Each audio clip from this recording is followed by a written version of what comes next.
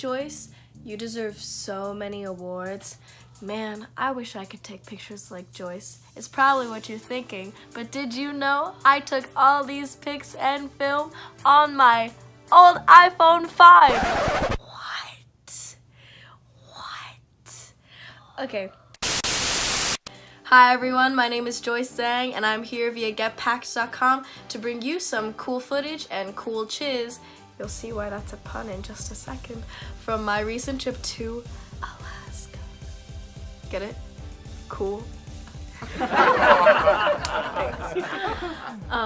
Getpacked.com is a great place to find tips and advice on where to go, where to stay, where to eat, from local places to all around the world. It is written for the student and traveler on a budget, for you, by you. What was I gonna say? Oh, on getpacked.com you can not only find packing tips and tricks and lists, etc., and other travel tips, you will also be able to find great stories and great recommendations from our contributors. We're also interested in finding more travel ambassadors, so if you want to share your story, just contact us via the website. Thanks for watching.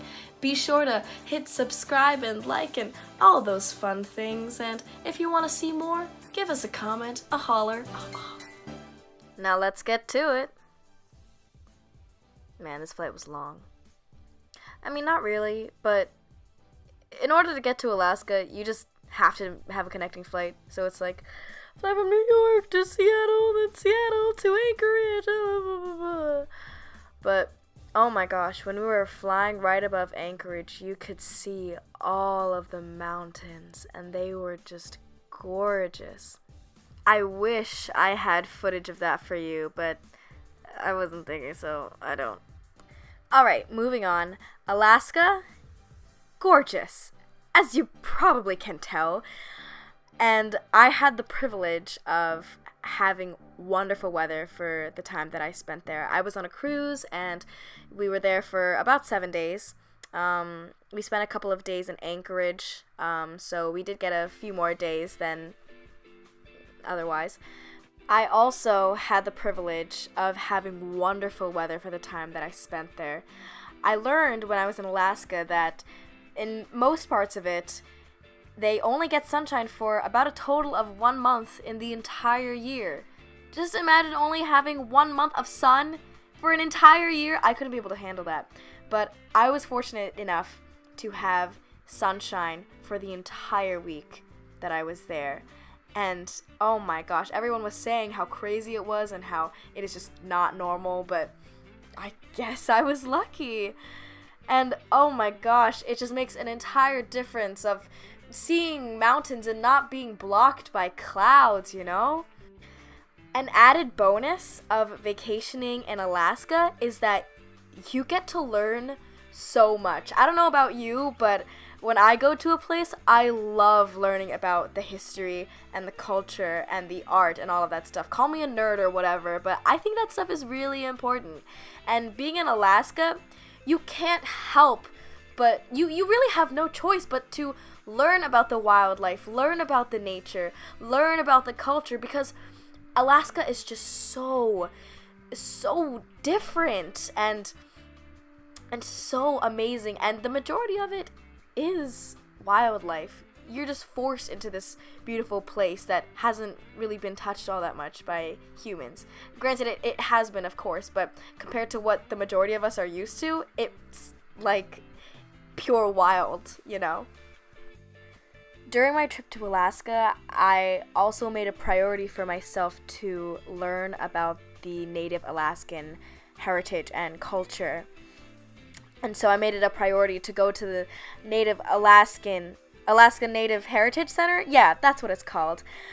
And oh my gosh, there's only so much you can learn from the internet, but being there and witnessing what these people have gone through over their lifetimes and in their history is just completely different. And this clip is of a group of high school students who are performing traditional Native Alaskan dance, and I just think it's amazing that the traditions are still passed down from generation to generation.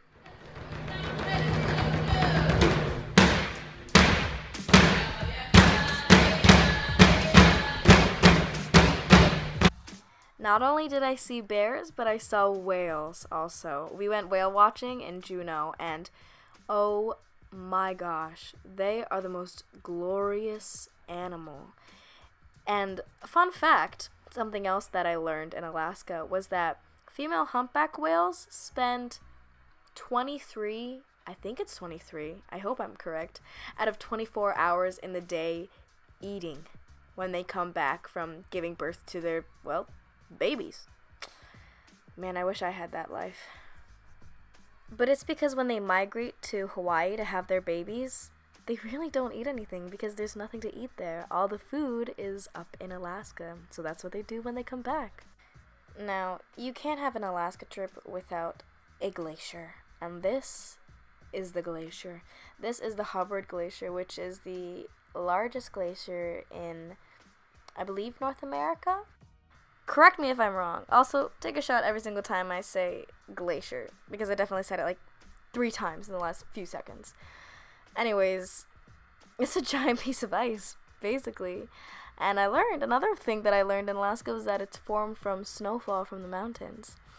And they usually form in valleys, because, you know, mountain, valley, mountain.